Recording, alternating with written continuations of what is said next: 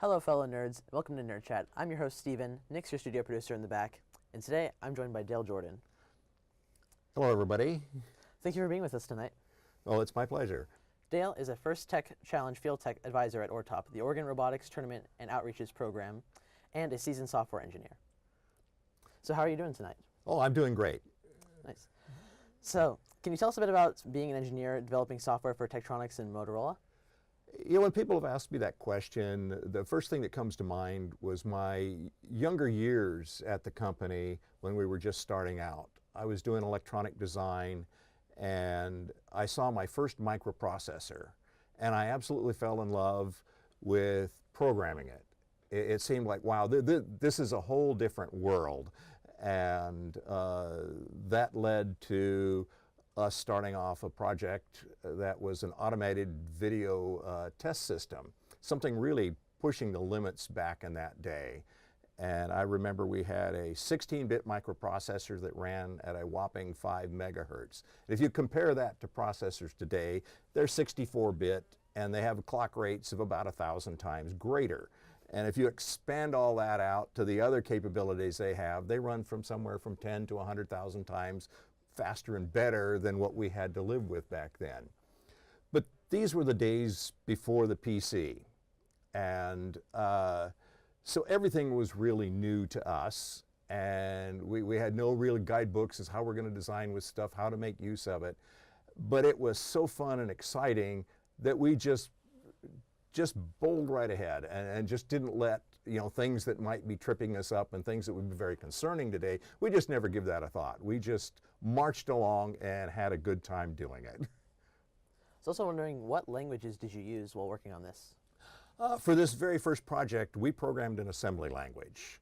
Compilers were just not there to give the performance we needed. As I stated earlier, you know, the speed of those processors were pretty slow, and we had some pretty hefty compute things we wanted to do that there was just no way to get there with the compiled languages that are today. Much later on, we moved off and we went into the C and C++ world, and we pretty much stayed, or I pretty much stayed there for my whole career. We looked at other environments as they came out, but always settled back into that. It was a very good environment, a very comfortable environment, and we just stuck with that. I was also wondering, what's different about embedded software specifically? If you compare that to maybe software you write on a PC, embedded software is very specific in the tasks you're trying to achieve. If it's in an instrument or something like that, it has, you know, a very limited number of things you're trying to do. So you don't have to worry about this broad range of applications and people trying to use it. It's very, very specific, so you can keep the development focused on the tasks you're trying to solve. In many cases, there's a very minimal operating system behind it, or even none at all. I worked on a project, very successful. We had no operating system. It was just raw code, and it worked great. I was also wondering if by chance did you know Ward Cunningham? I did know him when he was back at the computer research lab at Tektronix. I was in a nearby lab, and occasionally our paths did cross. I never interacted with him with a whole lot. He was, back then, I just remember he was a very interesting character. You know, now he's probably even more interesting and famous. So your career has been mostly technology focused. Is there a reason you chose not to move into management? As I went through projects over time, there were a lot of opportunities to go into management, and sometimes I migrated that direction. And I found that for me, it just wasn't as good a fit. I never went home at the end of the day energized like I did as an engineer. And quite frankly, there were many times when I was doing more managerial things that I become quite cranky and wasn't the best person to work with. So I just kind of migrated myself back down to the things that were fun. I was also wondering if you had any advice for students wanting to stay in technical careers. To stay technical, an awful lot of companies today have dual career paths. So you can either, as you advance and grow, you can go the management route, or you can stay the technical route. I think there's an interesting aspect to that, that if you stay the technical route, uh, it's still extremely important to develop good communication skills. You have to really stay on the technology. You have to have leadership skills. So regardless of which path you go, you end up in more of a leadership role. You know, if you want to advance, that is. Otherwise, you know, you could probably stay and be successful just grinding out the same old thing day in and day out. But yeah, if you're interested in advancement, I think most of us are. There are paths to go, but as I think of like the FTC program and the like, a lot of the things that they are pushing kids to be involved with really involve the teamwork, the communication aspects, and in the industry and stuff, that's one of the areas that really stands out as being a very important attribute to have and develop. It's something I wish that throughout my career I would have even been better at. So I was wondering, what recommendations would you have for someone wanting to get involved with software engineering? I think the same sort of recommendations you might have for any career, especially technical careers. The first thing you want to discover is, are you passionate about this field? And if you are, then you want to just become immersed in it. You know, get out. Basically, if you like writing software, write applications for things that you're interested in. Just get in and do. Spend time just browsing around, learn, because the software is a very broad field. Just look at many of the other areas of software development and different techniques and stuff. And if you're passionate around it, I think you'll just naturally go that route. And I would just encourage people to follow their nose. When it comes time to go to school and study it, you'll get the other requisite stuff you need. I was also wondering what your thoughts on agile development and test-driven development are. Well, I retired before Agile really caught on. And to me, what little I know is it's just another process you follow through for development. You know, whether it's better or worse than many others, I don't have any sense for that. I think in the end, the important thing is doing project development is understand where you are today, where you want to be, and just making good decisions on how you're going to proceed to get there. And so whatever process leads you to that is probably going to be a successful one to that, if you're comfortable with it. I was also wondering, in your opinion, what differentiates good code and bad code? Boy, when I was younger, I used to be a zealot on proper coding techniques and documentation techniques, and but I think age has kind of seasoned me, because the world, the environments, how we write code, its longevity has changed so much. So I've softened my attitudes about that, and I guess when I look to evaluate something, the first thing is, can I pick up a piece of code, and maybe with its documentation that goes with that, can I easily read it and understand what it's trying to do? And the next thing I would kind of look for is, if I wanted to make changes or fix a bug in it, do I feel confident that I could easily go in and do that? And if it meets those two criteria, I say that's good code. I was also wondering if you had any software heroes, you know, that you looked up to in your career, and if so, who were they? I don't know if I really looked at people as my heroes or not. That wasn't a term we used very much. But there were two people at the time that I think really impacted the way I did my work. And that was Kernighan and Ritchie, the developers of Unix and C. A lot of times when I would pick up manuals on software languages and other environments, they were really horrible to read. But they wrote an outstanding book on programming in C. And literally, I kept that book within arm's reach almost 24 hours a day. It was in my briefcase going back and forth to work until I got a second copy, because it was easy to read, and if I had something to solve that I didn't quite understand how to write the code for it, I could usually find good pointers and suggestions in that book. And to me, that's the way to document your stuff. I was very impressed with that, and that kind of stayed with me forever. was also wondering if you could share some of your experiences with the psychotic strawberries a bit. Oh gosh, I guess it's probably good that you know it was a long time ago since we were in existence, because I could have talked all night about them. The team, before they became the Psychotic Strawberries in the FTC world, they spent 3 years doing FLL, and I think those were perhaps our most exciting times, because it all started off when one of my sons came to me and says, "Dad, I want to do something with you." And he wasn't into sports. And his brother had actually seen a demonstration of Lego robotics at his school. So that's again a thing, the importance of some of the outreach is that's how we heard about it. And we did a little exploration, and he says, "Yeah, I think I'd like to try that." And so he rounded up a bunch of kids and we put together a team. They knew nothing about what's going on. I knew nothing about teaching kids that day.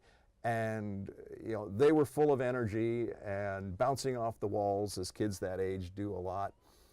And we just went after it and we just had fun. So I was wondering if you could share some of their big successes that they had as a team. As a team, I would say, you know, certainly from a competitive standpoint, they were enormously successful. You know, for FTC, we'd won the Inspire Award for 3 years, and for FLL, we were the Director's Award winner before they changed that name. And we got to go to the World Championship, and you know, most years we received some form of recognition there. One year we even got to go over to Europe and compete in the Open European Championship for FLL. So we really had the opportunity to go around and do a lot of things and experience competitions at high level. But the interesting thing, which I was extremely proud of our team members for, is when we got together after the fact, especially years later, there was no real discussion or remembering of what we won. There was usually a lot of talk about the troubles we had, the problems they had to solve, and just the fun in what we had in doing it. So I think their focus was really on the right kinds of things. And I think the things that I remember now is I always figured I would not get my report card as to how well I did as a coach until well after they were done. And I was very excited when I saw most of them go off to college. Many of them took up engineering disciplines and some other disciplines and stuff that a lot of the things they learned during this program really helped them get along. And I think there was one way that kind of summed it up for me was my son came home from college one day and he says, "Dad, thanks for teaching me how to think." And to me, that was my report card. And that's the kind of stuff that I remember today more than anything else. Well, since you mentioned some problems that your team had, I wonder if you could share, like, more specifically some struggles that your team had? You know, certainly what engineering is all about is solving problems. So, you know, there were always problems as we were trying to develop the robot that had to be solved. And fortunately, after a couple of years of working together, the interpersonal relationships were all worked out, and how they wanted to spend their efforts when they were at meetings were more or less resolved, and they were there because they wanted to be there. It was good to see that we got those out of the way early. So most of it was just them trying to solve problems, and in many cases the frustrations that ensue when you have no idea how to proceed. And I usually took that as a clue that in between meeting times to do the research, not to solve their problems for them, but to come back with little key nuggets of information or videos or something to stimulate thought. And I remember some of that took enormous amounts of effort. It was before, you know, the readily available YouTube videos and stuff. You had to go dig to find information, and that to me was terribly hard. Yeah, I think one of the things when they got up to the FTC level that was hard for the team was most of these kids were introverted. And so the notion of having to go out in front of strangers to do outreach was really scary.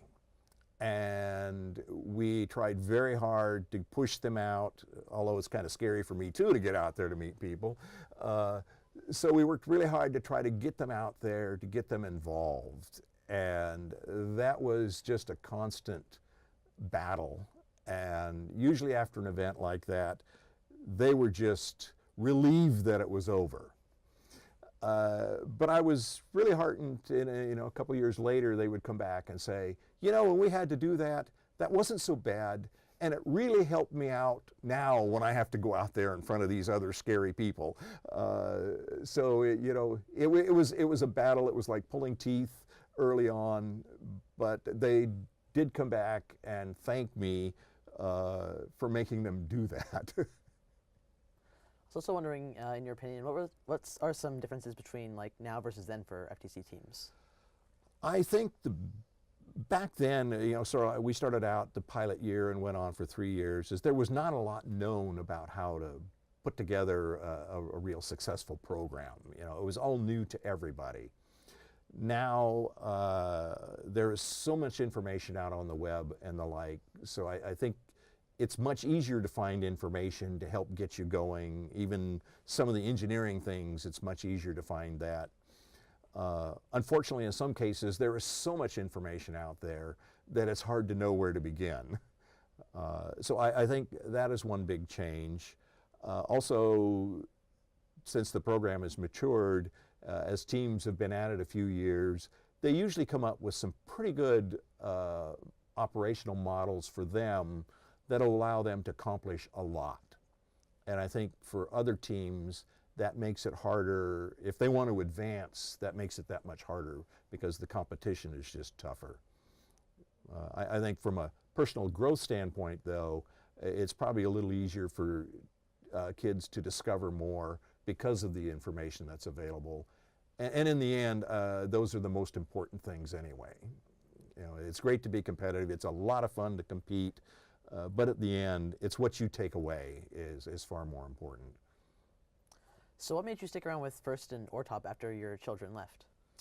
I actually started volunteering when they switched over to FTC. I volunteered a little bit as a trainer for the FLL, Ortop's FLL training program. Part of it was guilt because we were winning all this hardware and I felt like we should give back. But the other part of it was I realized after talking to a number of other coaches that the things that we did and stuff and what we learned, that I really had something that I could offer. And so I started with the training program, and I really enjoyed working with the Ortop people and the other volunteers that were there. They were fabulous people. I enjoyed working there immensely. So when our kids were done, it was just a natural step over to just pick up and carry on. And that was a big growth time for FTC, so there was no lack of work to do. It was just pick up something and go do it. I was also wondering what got you involved with the FTC Control Award. The control aspects for robotics, I've felt was probably one of the most important things a team could do. And certainly in my work with embedded systems, it was what it was all about. And that was also a big component of how I directed our kids on our team. So it was a big thing to me personally, something I have been very passionate about. And to discover, I didn't discover this until after I was done coaching and saw judging from the other side, that was something that was given almost no attention during the judging process. And at one point when I was back at the World Championship, I just mentioned it. And come to find out that there were other people in the country that were saying the same things, and there had been a preliminary proposal even produced. And as luck would have it, it was shortly thereafter they formed an awards task force and asked me to join it. And of course, I jumped on that opportunity. And then I just naturally migrated to putting most of my effort into the Control Award. But that was kind of only half the story. A few years later, when they debuted it at the World Championship, they came to me and asked if I would lead the process for judging the award, because it being brand new, it was kind of a scary thing to a lot of people. And so I did that for 2 years, and the effect of all of that is I had judges volunteering to help out that, and these were some of the best judges in the country, and that was an enormously exciting experience to work with them while we're judging and taking notes and trying to improve the process. And I think out of that we came up with a pretty good process. So we know that you did a lot of work with ESD. Could you possibly share how you approached research and problem solving? Yeah, ESD, electric static discharge. It's the nightmare of just about every team, especially in some areas of the country where they have cold, dry winter days for tournaments. Now in Oregon, that problem wasn't too bad, and it happened only a little over 1% of the time. And as a field technical advisor, I always prided myself in being able to give kids good advice if their robot broke down. And usually the reasons for that were pretty obvious, but with ESD, I didn't have a good answer. And there was one particularly critical time for a team. They were in the finals, and their robot locked up, and their season was over. And they very respectfully asked me, what could we do in the future to fix this? And I didn't have an answer, and that really bothered me. And again, as luck would have it, I got to go to a partner meeting in New Hampshire that year, and I brought it up with FIRST, and it turns out all of the other people that were related to FIRST, that, or most of them anyway, that had had serious problems with this and had looked into it all, were all at this meeting. So we all got together and got to talk with each other, and at that point FIRST decided to form a task force, of which I was happy to join. In that particular case, I realized that I knew less about the problem than anybody else, but everybody else was so busy they didn't have really the time. You know, they still had to work for a living. I was retired. That I was going to have to dig into the problem very deeply. And for that, you know, I didn't know a lot about ESD either. I mean, I'm kind of a newbie. And I tackled the problem pretty much like you'd tackle any engineering problem. It's just like you identify the problem. All right, it's electrostatic, you believe is the problem that's killing robots. The next step was what I did back in New Hampshire, was find out what is known about the problem, what other people have done. And since there was not really much movement beyond that, I looked around to figure, okay, how can I do something that will help identify the issue? And for this particular case, I went looking on the internet and found an electrostatic voltmeter. And you can't see ESD, you can't see charge buildup. And here was a tool that now gave me eyes into the world of ESD. You know, it was a very basic tool, and I started with that. I also found a kid's science kit that had a handheld Van de Graaff generator. And that was just the most awesome thing there was. You could go around and put 20 kV on lots of things, do it like nothing flat.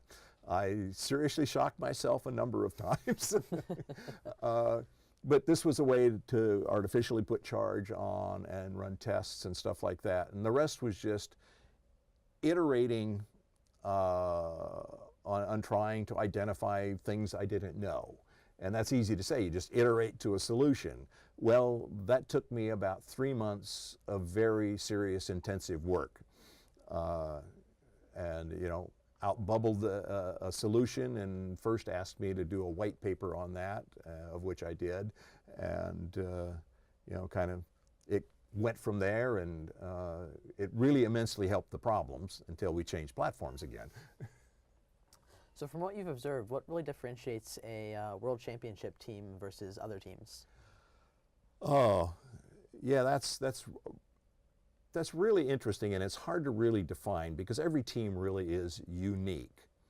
But I guess there are probably some things that I see a lot in some of the teams, especially even the better teams back at the World Championship, is they have one or two people on the team that I would affectionately refer to as zealots. You know, it might be just some small aspect of the project or something, but these kids are totally immersed in it. They truly love it. They live it, and they excel at it. And it usually contributes to the team really doing well. And really, but that's not enough. Usually the rest of the team members, while they aren't zealots, they're more grounded in the typical kid fashion. They are dedicated, that they do a nice job of rounding out the rest of the team, of covering the bases that you look for in a good FTC team. So I tend to see that a lot. And that zealot on the team may not be the leader. One year I was judging the engineering notebooks, and we had this immaculately printed notebook. This writer had, she had professional pens, different colors. She basically did everything in color and formatting by hand that you'd expect Word to do from you if you were typing it. It was like, why in the world would somebody go to this trouble? But she did it, and I went out to meet the team, and I wanted to meet her. I just had to see this person.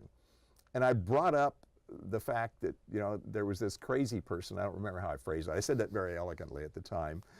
And the rest of the team just broke out laughing. And it turns out this person at the time, she was off helping another team because they were short a driver or something like that, just merrily running, helping everybody. And the rest of the team kind of relayed, you know, how they contributed to the notebook and the heavy rules that they were under on how they had to be neat with their documentation. You know, this was a real bonding experience you could see from the whole team. So, you know, it was just like, I never cared to see another notebook like that again, because that was a lot of energy. That just, why? There were other times I saw people, I know one kid who was about 6'4" at the time, and I remember I got a crook in my neck looking up at it, just spent hours. And he would talk about his role on the team. He would claim, you know, I wasn't the successful engineer, but this was my part on the robot. And this is what I do. He was very outgoing, very engaging with anybody that would walk by. And you could see that made a difference in how the team was viewed and how they performed. And you couple that fact with they had a couple of really good kids that were good at engineering and just flat made things work. But you know, they were just almost nameless, faceless in the presence of him. Those are the things I see. You know, I still see a lot of those characteristics in teams that maybe don't make it that far. It's just perhaps they don't have that well-roundedness, that full depth.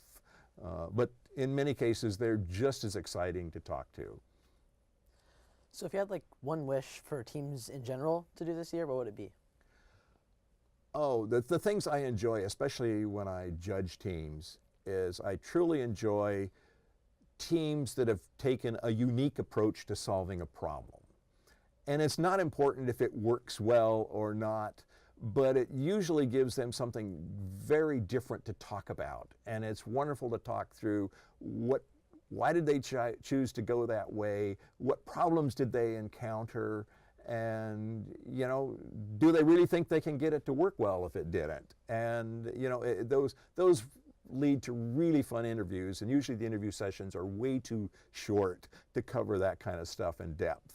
You know, so that's one of the things that I always look for, and it really makes it exciting for me on the other side of that to see these creative ways that they are approaching problems. They're not just copying what everybody else did, although that's not a bad way to go. If it works and you want your robot to work, you can't argue with that either. But the most exciting stuff is those unique things that people are doing. I was also wondering if you had like a wish for like one specific team, like a specific thing that a team could do this year, what would that be? I'd love to see teams making more use of the camera on the phone. Now that's a very steep challenge, I think, in many respects. But if you think about it, there's an immense amount of data you get off a single picture taken with a phone. Way more than you will ever get from any of the other sensors on the robot. And so it would be very interesting to see teams start to find ways that are within their skill levels and stuff like that, and that are practical to make use of the phone data. I think that's where the future's going. And certainly some of the things that I think about on the side if I'm looking to on-go with coaching or training activities, it's centering around things you can do with the camera on the phone that are within the realm of a very energetic high school student at least. Well, that's all the time we have today, nerds. Thank you for joining me today, Dale. Well, thank you very much for having me. Next up, I'll be showing one of our tutorial videos, so stay tuned for that.